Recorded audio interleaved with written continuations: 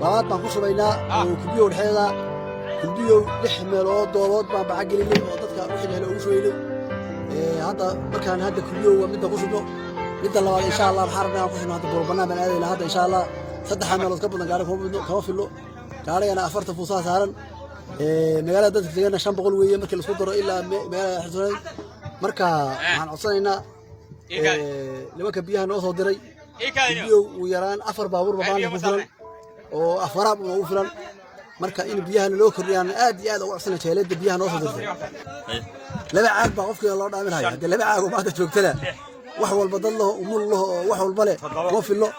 marka insha Allah waxaan ka codsanaynaa qoladiina inay biyaha kulbiyo maanta ay wax u qaban karaan qofta baan in ka rajeeyay in rabnaa insha Allah marka aad iyo aad baan salaamayna oo badan baa jira hadee halka gaarina magaalada kuma filo biyihii kuma filo dhowr jeer hadii loo soo celiyo hatta shalo kale dadka biyo lama soo dhaaminin meel wax ugu imaanin xoog maxaa dhacay qabri iyo geeri baa dhacday say noo sheegay nimanka odayaasha wax loo soo diray marka insha Allah xarabna inaad biyihii dadka u kordhisaan waxaad u heli kartaan insha Allah aad iyo aad baan salaamahay